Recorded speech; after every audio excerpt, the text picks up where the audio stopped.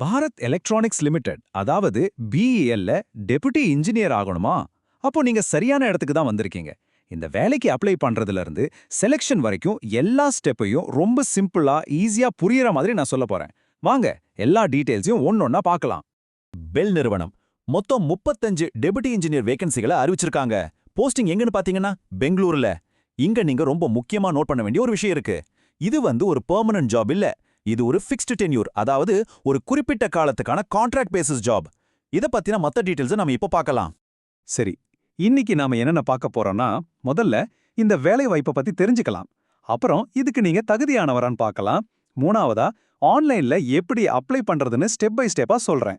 நாலாவதா selection process எப்படி இருக்கும்னு பார்க்கலாம். கடைசியா எல்லாத்தையும் செக் பண்றதுக்கு ஒரு ஃபைனல் செக்லிஸ்ட். வாங்க ஆரம்பிக்கலாம். ஓகே, நம்மளோட முதல் செக்ஷனுக்கு வந்தாச்சு. இந்த வேலை வாய்ப்புல என்னென்ன முக்கியமான விஷயங்கள் இருக்குன்னு முதல்ல தெரிஞ்சுக்கலாம்.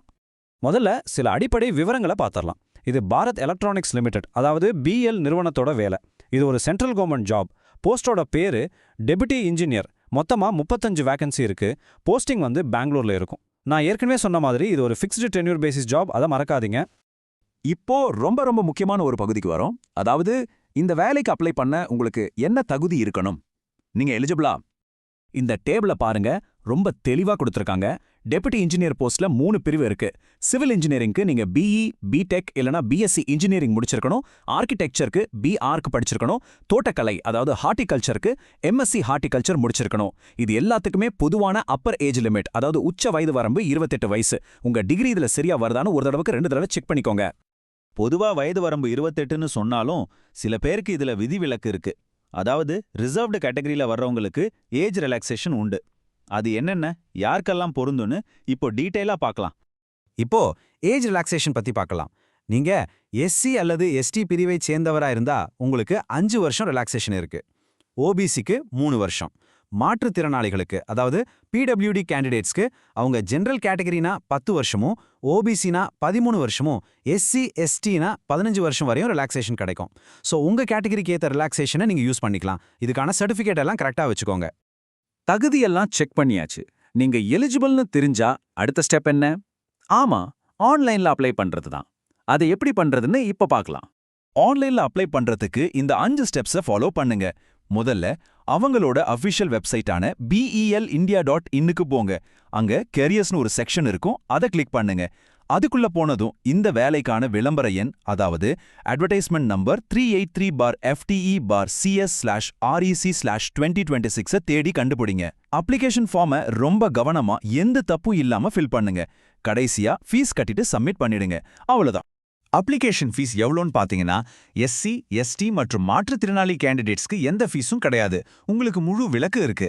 மற்ற எல்லாருமே, அதாவது ஜெனரல், ஓபிசி கேண்டிடேட்ஸ் ₹400 + 18% ஜிஎஸ்டி கட்டணும். ஆன்லைன்ல அப்ளை பண்ணும்போது ஏதாவது டெக்னிக்கல் இஷ்யூஸ், அதாவது போர்ட்டல் ஒர்க் ஆகல, லோட் ஆகலன்னு ஏதாவது பிரச்சனை வந்தா பயப்படாதீங்க. அதுக்கு என்ன பண்றதுன்னு அவங்களோட அஃபிஷியல் நோட்டிஃபிகேஷன்லயே ஹெல்ப் செக்ஷன்ல சொல்லியிருக்காங்க. அதை பாருங்க. சரி, இப்போ நீங்க அப்ளிகேஷனை சப்மிட் பண்ணிட்டீங்க. அதுக்கப்புறம் என்ன நடக்கும்? உங்களை எப்படி தேர்ந்தெடுப்பாங்க? அதான் செலக்ஷன் ப்ராசஸ். அது எப்படி இருக்குன்னு இப்ப பார்க்கலாம். செலக்ஷன் ப்ராசஸ்ல 2 ஸ்டேஜ் தான் இருக்கு. முதல் ஸ்டேஜ் ரிட்டன் எக்ஸாம், அதாவது எழுத்து தேர்வு. இதுல ஷார்ட் லிஸ்ட் ஆகுறவங்கள 2வது ஸ்டேஜுக்கு கூப்பிடுவாங்க. அதுதான் பர்சனல் இன்டர்வியூ. இது ரொம்ப முக்கியமான விஷயம், நல்லா கேட்டுக்கோங்க. உங்க ஹால் டிக்கெட் போஸ்ட்ல எல்லாம் வராது. நீங்க அப்ளை பண்ணும்போது கொடுத்த இமெயில் ஐடிக்கு தான் அனுப்புவாங்க. எக்ஸாம் டேட்க்கு ஒரு 4 இருந்து 7 நாளைக்கு முன்னாடி லிங்க் வரும். அதனால உங்க இமெயிலா அடிக்கடி செக் பண்ணிட்டே இருங்க. சரி, நாம இப்போ கடைசி செக்ஷனுக்கு வந்துட்டோம். இதுல முக்கியமான தேதிகள் என்ன, ஒரு ஃபைனல் செக்லிஸ்ட், அப்புறம் சில பொதுவான கேள்விகளுக்கு பதில் எல்லாத்தையும் பார்த்துடலாம். இந்த 2 தேதியும் மறக்காம நோட் பண்ணி வச்சுக்கோங்க. ஆன்லைன் அப்ளிகேஷன் ஸ்டார்ட் ஆகிறது மார்ச் 11, 2026. முடிகிறது ஏப்ரல் 1, 2026. கடைசி நாள் வரைக்கும் வெயிட் பண்ணாதீங்க. சர்வர் பிஸி ஆயிடலாம். அதனால எவ்வளோ சீக்கிரம் முடியுமோ அவ்வளோ சீக்கிரம் அப்ளை பண்ணிடுங்க.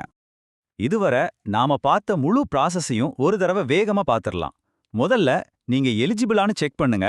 அப்புறம் டெட்லைன்குள்ள ஆன்லைன்ல அப்ளை பண்ணுங்க. அடுத்து ரிட்டன் எக்ஸாம்க்கு நல்லா படிச்சு எழுதுங்க. அதுல செலக்ட் ஆனா இன்டர்வியூ அட்டெண்ட் பண்ணுங்க. கடைசியா ஃபைனல் மெரிட் லிஸ்ட்டுக்காக வெயிட் பண்ணுங்க. இவ்வளோதான் ப்ராசஸ். சம்பளம் பத்தி தெரிஞ்சுக்கணுமா? டெபுட்டி இன்ஜினியர் போஸ்டுக்கான பே ஸ்கேல் ₹40,000 ₹1,40,000 வரைக்கும் இருக்கும். இதுல முக்கியமான விஷயம், ஒவ்வொரு வருஷமும் 3% இன்கிரிமெண்ட் இருக்கும். இது ஒரு நல்ல பேக்கேஜ் தான். நிறைய பேருக்கு ஒரு கேள்வி இருக்கும். இந்த ஃபிக்ஸ்ட் டென்யூர் பேசிஸ் இல்லனா குறிப்பிட்ட கால பணினா என்ன அர்த்தம்? வாங்க அத பத்தி தெளிவா பார்க்கலாம். சிம்பிளா சொல்லணும்னா இது ஒரு பெர்மனன்ட் ஜாப் கிடையாது. பிஎல் நோட்டிஃபிகேஷன்ல ஒரு குறிப்பிட்ட காலத்துக்குன்னு சொல்லியிருப்பாங்க. அந்த காலம் வரைக்கும் மட்டும்தான் அந்த வேலை. அது ஒரு கான்ட்ராக்ட் மாதிரி. அந்த பீரியட் முடிஞ்சா வேலையும் முடிஞ்சிடும். சரி, எல்லாத்தையும் பார்த்தாச்சு. இப்போ கடைசியா உங்ககிட்ட ஒரு முக்கியமான கேள்வி. நீங்க அப்ளை பண்றதுக்கு முன்னாடி அஃபிஷியல் நோட்டிஃபிகேஷனை வச்சு உங்க தகுதியா மறுபடியும் ஒரு தடவை செக் பண்ணிட்டீங்களா?